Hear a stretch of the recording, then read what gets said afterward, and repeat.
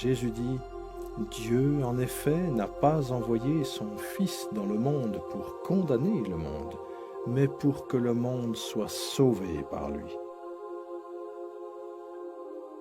Celui qui croit en lui n'est pas condamné, mais celui qui ne croit pas est déjà condamné, parce qu'il n'a pas cru au nom du Fils unique de Dieu. »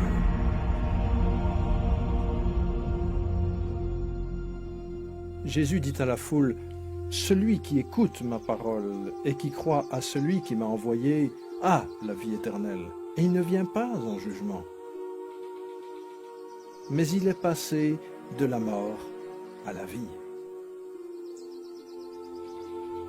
En lui était la vie, et la vie était la lumière des hommes. » Le Seigneur Jésus ébranla le système religieux quand il dit « Moi, je suis le chemin, la vérité et la vie.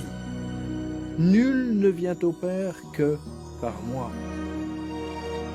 De cette manière, il déclare au monde entier qu'il est le seul chemin qui conduit au ciel. Ces paroles mirent le monde religieux sens dessus-dessous. À cette époque, les religieux eurent de la haine pour Jésus à cause de ces paroles. Et encore aujourd'hui, ces paroles font naître de la haine chez beaucoup d'entre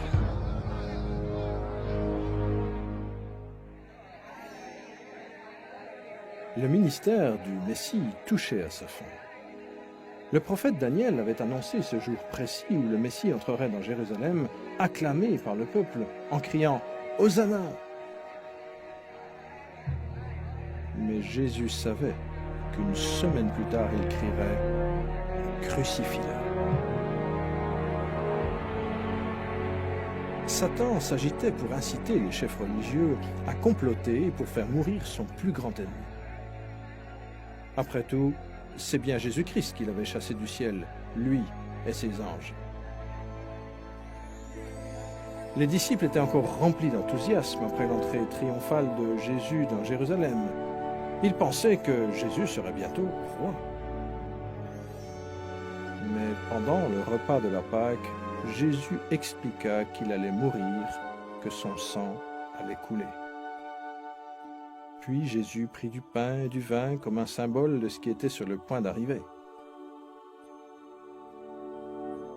Il rompit le pain qui représentait son corps, qui allait être brisé sur la croix. Puis, il leur donna le vin qui représentait le sang qu'il allait verser.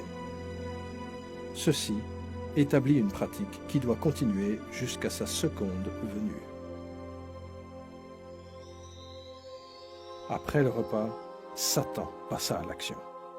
Il utilisa un disciple du nom de Judas Iscariote et entra en lui.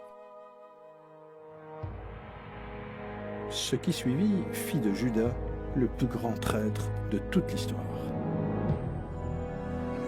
Judas alla trouver les chefs religieux pour trahir le Seigneur. Judas le vendit pour 30 pièces d'argent. Alors, Satan, croyant l'heure de son triomphe arrivée, rassembla toutes ses légions à Jérusalem pour détruire Jésus, la lumière du monde.